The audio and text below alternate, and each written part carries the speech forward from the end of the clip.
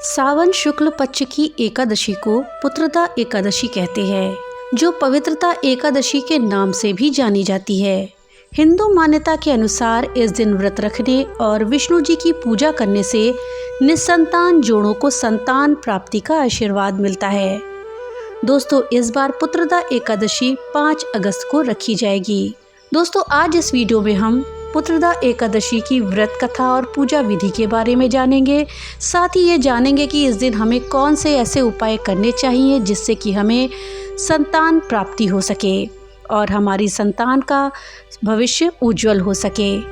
इस जानकारी के लिए वीडियो में हमारे साथ अंत तक बने रहिएगा, जिससे कि आपको सही और सटीक जानकारी प्राप्त हो पाए। नमस्कार दोस्तों, राधे राधे। आपके हमारे चैनल ज्ञान शास्त्र में आप सभी का स्वागत है। दोस्तों, पुत्रदा एकादशी सावन के महीने की अंतिम एकादशी है, जो कि 5 अगस्त 2025 को मनाई जाएगी। ये एकादशी वर्ष में 2 बार आती है, पहली पौष माह में और दूसरी सावन माह में। इस दिन भगवान विष्णु की पूजा और व्रत करने से सभी पापों से हमें मुक्ति मिल जाती है। सावन शुक्ल पक्ष की एकादशी को पुत्रदा एकादशी कहा जाता है, जो कि पवित्रता एकादशी के नाम से भी जानी जाती है। इस दिन व्रत रखने और विष्णु जी की पूजा करने से निसंतान जोड़ों को संतान प्राप्ति का आशीर्वाद मिलता है। दोस्तों, श्रावण मास की पुत्रदा एकादशी की तिथि इस बार साल 2025 में 4 अगस्त को सुबह 11:41 पर शुरू होगी और इस तिथि का समापन 5 अगस्त को दोपहर 1:12 पर होगा। उदया तिथि के अनुसार श्रावण मास की पुत्रदा एकादशी 5 अगस्त को मनाई जाएगी। दोस्तों, एकादशी के पारण का समय 6 अगस्त को सुबह 5:45 से लेकर के सुबह 8:26 तक रहेगा। एकादशी के व्रत में पारण के समय का विशेष महत्व होता है। बताए गए पारण के समय के अंदर ही व्यक्तियों को व्रत का पारण करना चाहिए। दोस्तों, इस दिन का शुभारंभ सुबह स्नान से हमें करना चाहिए। फिर भगवान विष्णु की पूजा के लिए हम तैयार हो जाएं। पूजा में धूप, दीप, नैवेद्य और अन्य सामग्रियों का उपयोग करें। भगवान विष्णु का गंगा जल से अभिषेक करें और उन्हें पुष्प, तुलसी दल अर्पित करें। भगवान विष्णु की पूजा बिना तुलसी दल के अधूरी मानी जाती है। इस दिन हमें व्रत रखना चाहिए और भगवान के भोग में तुलसी को अवश्य शामिल करना चाहिए। भगवान को भोग लगाने के बाद भगवान विष्णु की आरती करें और रात में दीपदान करके पूजा का समापन करें। धार्मिक ग्रंथों के अनुसार जो दंपति संतान प्राप्ति की कामना रखते हैं, विशेष रूप से पुत्र की इच्छा रखते हैं, उन्हें ये व्रत अवश्य करना चाहिए। ये व्रत वर्ष में 2 बार आता है, पौष माह और सावन माह। ये व्रत रक्षाबंधन से 4 दिन पहले रखा जाता है और इसमें भगवान विष्णु की पूजा करते हैं। इस व्रत के पालन से व्यक्ति को पापों से मुक्ति मिलती है और मोक्ष मिलता है। साथ ही व्यक्ति के जो ग्रह दोष हैं वो भी दूर हो जाते हैं। दोस्तों, एकादशी व्रत बिना व्रत कथा के अधूरा माना जाता है। चलिए जानते हैं कि इस दिन हमें कौन सी व्रत कथा पढ़नी या सुननी चाहिए।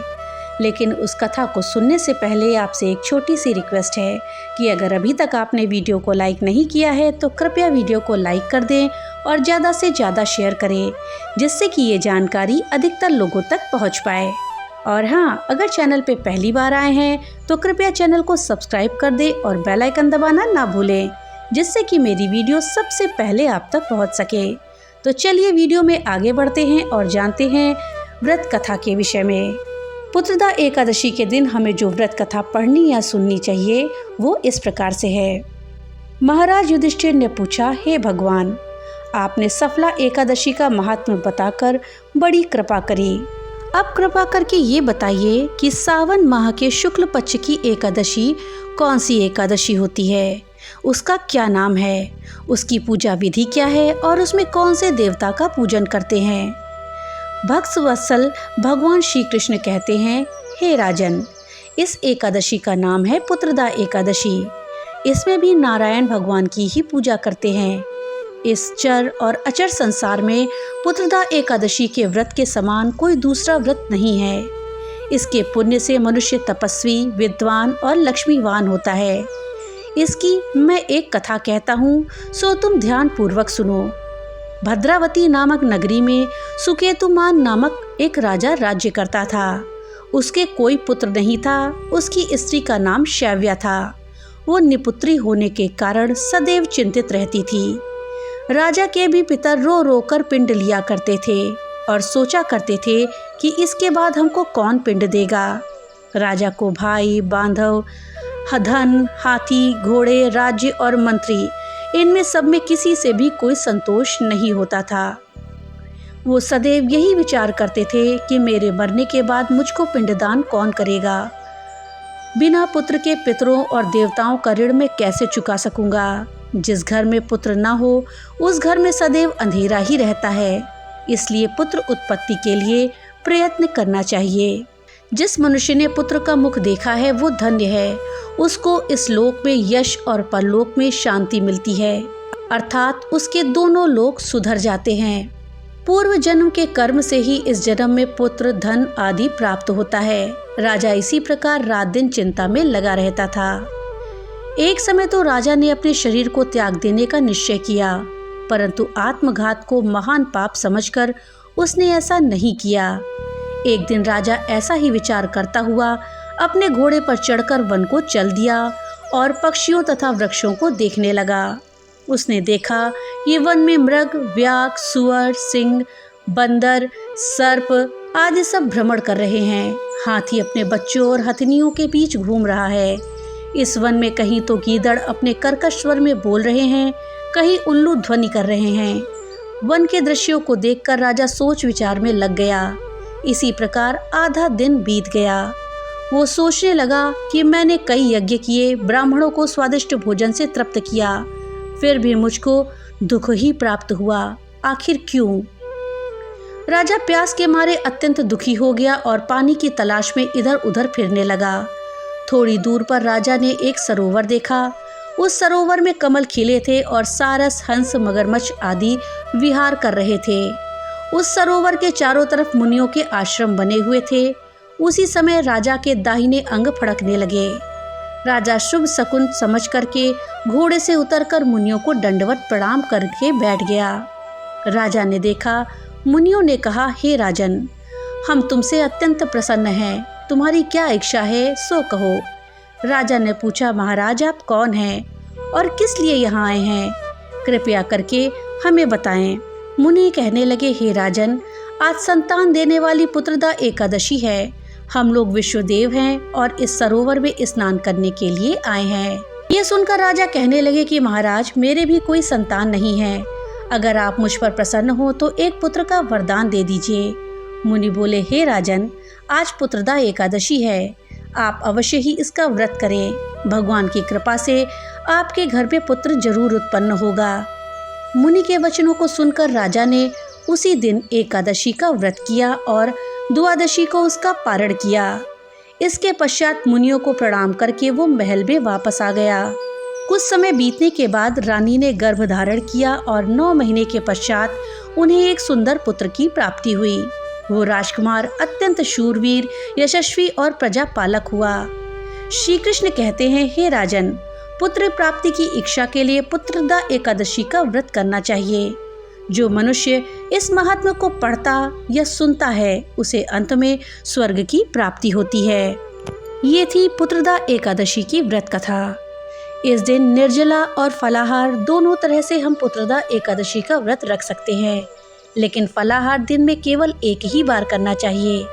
वहीं अगर आपने व्रत का संकल्प लिया है तो उसे बीच में ना तोड़े, इससे आपको पाप लग सकता है।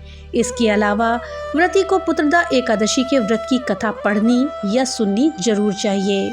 इस दिन हमें प्रातः काल उठकर स्नान आदि करके साफ सुथरे कपड़े पहन लेने चाहिए। इसके बाद विधि पूर्वक लक्ष्मी नारायण की पूजा करें।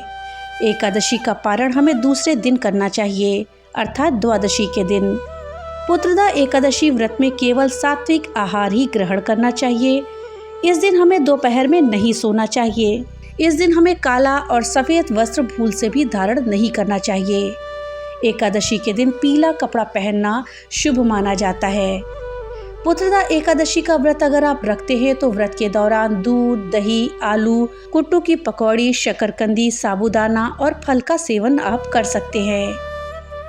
दोस्तों, एकादशी के दिन चावल खाना वर्जित माना गया है, तो इस दिन चावल का सेवन भूल से भी ना करें। एकादशी के दिन हमें तामसिक चीजों से दूरी बनाकर रखनी चाहिए और किसी के प्रति अपशब्दों का प्रयोग नहीं करना चाहिए। एकादशी के दिन लड़ाई झगड़ा भी हमको भूल से भी नहीं करना चाहिए। दोस्तों, अब आइए हम पुत्रदा एकादशी के दिन किए जाने वाले कुछ उपायों के विषय में जानते हैं, जिससे कि हमें संतान की प्राप्ति होती है और अगर हमारी संतान है तो उसका भविष्य उज्जवल बनता है, उसके जीवन में कोई भी परेशानी नहीं आती, साथ ही हमें आर्थिक उन्नति भी मिलती है। दोस्तों, इसमें पहला उपाय यह है कि अगर आप संतान प्राप्ति की इच्छा रखते हैं तो पुत्रदा एकादशी के दिन पीले ताजे फूलों की माला बना करके भगवान विष्णु को चढ़ाएं, साथ ही भगवान को पीले चंदन का तिलक लगाएं। ऐसा करने से आपको आपके जीवन में संतान सुख की प्राप्ति जरूर होगी। दोस्तों, अगर आप चाहते हैं कि आपके संतान का करियर बुलंदियों पर जाए, उसका करियर बेहतर हो, तो पुत्रदा एकादशी के दिन अपने बच्चे के मस्तक पर केसर का तिलक लगाएं, साथ ही जरूरतमंद लोगों को पीला कपड़ा बांटें। अगर आप अपनी संतान के आर्थिक पक्ष को मजबूत करना चाहते हैं तो पुत्रदा एकादशी के दिन 5 सफ़ेद कौड़ियाँ लेकर उनकी उचित प्रकार से पूजा करें। पूजा के बाद उन्हें लाल रंग के एक कपड़े में बांधकर अपनी संतान को संभाल कर रखने के लिए दे दें। ऐसा करने से संतान की आर्थिक स्थिति बेहतर बनेगी। अगर आप अपने सभी कामों में संतान का भरपूर सहयोग पाना चाहते हैं तो पुत्रदा एकादशी के दिन सुबह स्नान करने के बाद विष्णु भगवान को प्रणाम करें और आसन बिछाकर बैठ जाएं। फिर भगवान विष्णु के मंत्र का 108 बार जप करें। भगवान विष्णु का मंत्र है ओम नमो भगवते नारायणाय। अगर आपकी संतान विद्या के क्षेत्र में विशेष उपलब्धियां हासिल करना चाहती है तो उसकी सफलता को सुनिश्चित करने के लिए पुत्रदा एकादशी के दिन सुबह स्नान आदि से निवृत्त होकर भगवान विष्णु की विधि पूर्वक पूजा अर्चना करें और पूजा के समय विद्या यंत्र को स्थापित करें। पूजा के बाद उस विद्या यंत्र को उठाकर अपने बच्चे के पढ़ाई वाले कमरे में स्थापित कर दें या फिर ताबीज में डलवाकर बच्चे के गले में पहना दें। ऐसा करने से आपके बच्चे को निश्चित ही लाभ होगा। अगर आप अपनी संतान को जीवन में आगे बढ़ता हुआ देखना चाहते हैं तो उसके जीवन में आ रही रुकावटों को दूर करने के लिए पुत्रदा एकादशी के दिन भगवान विष्णु को माखन मिश्री का भोग लगाएं, साथ ही उनके सामने चंदन की खुशबू वाली धूप बत्ती जलाएं और उनका आशीर्वाद लें। अगर आप अपने संतान के दाम्पत्य जीवन को खुशियों से भर देना चाहते हैं तो पुत्रदा एकादशी के दिन 5 गोमती चक्र लेकर मंदिर में स्थापित करें और उनकी धूप, दीप, पुष्प इत्यादि से पूजा करें। साथ ही भगवान से अपनी संतान के लिए प्रार्थना करें। इसके बाद उस गोमती चक्र को उठाकर एक लाल रंग की पोटली में बांधकर अपनी संतान को रखने को दे दें। अगर आप अपनी संतान के सुख सौभाग्य में बढ़ोतरी करना चाहते हैं तो एकादशी के दिन श्री विष्णु भगवान को चंदन का तिलक लगाएं, साथ ही एक सिद्ध किया हुआ सौभाग्य बीसा यंत्र लेकर अपनी संतान को दे दें या फिर घर के मंदिर में रखें। अगर आपके बच्चे की तबीयत कुछ दिनों से ठीक नहीं चल रही है तो अपने बच्चे के बेहतर स्वास्थ्य के लिए पुत्रदा एकादशी के दिन श्री हरि का नाम लेकर एक साबुत हल्दी की गांठ लेकर पानी की सहायता से पीस लें।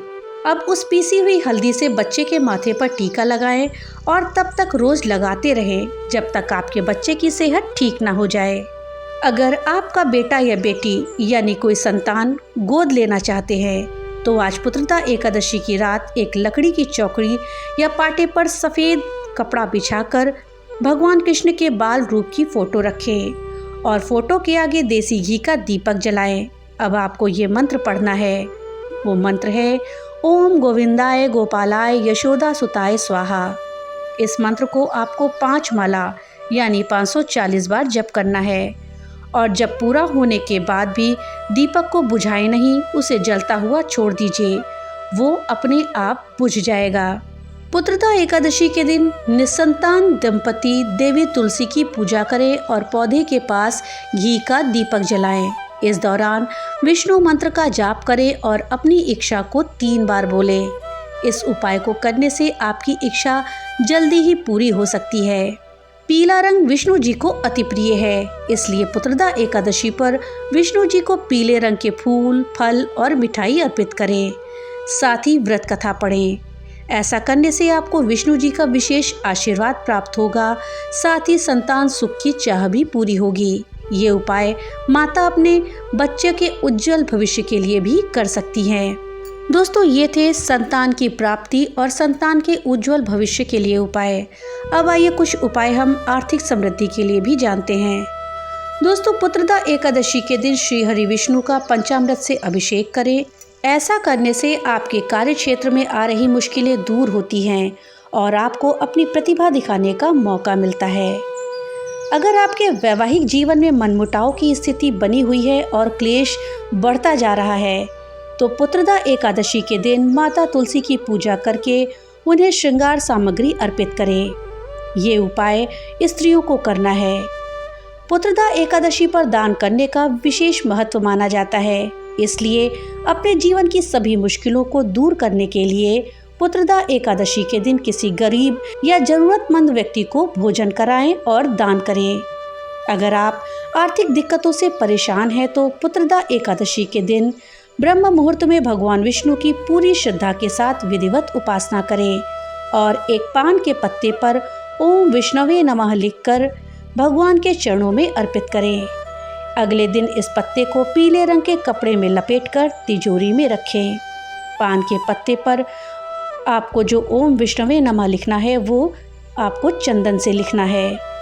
पुत्रदा एकादशी के दिन पीपल के पेड़ के नीचे घी का दीपक जलाने और परिक्रमा करने से भगवान विष्णु के साथ साथ माता लक्ष्मी का आशीर्वाद भी मिलता है। ऐसा करने से घर की दरिद्रता दूर की जा सकती है। तो दोस्तों, ये थे कुछ उपाय जो कि पुत्रदा एकादशी के दिन अगर किए जाएं तो इससे आपको संतान प्राप्ति हो सकती है, संतान के साथ आ रही दिक्कतें दूर हो सकती हैं, साथ ही आपको आर्थिक लाभ भी हो सकता है। जानकारी आपको कैसी लगी हमें कमेंट बॉक्स में लिख करके जरूर बताइएगा। तो मिलते हैं अगली नई वीडियो के साथ, तब तक के लिए राधे राधे।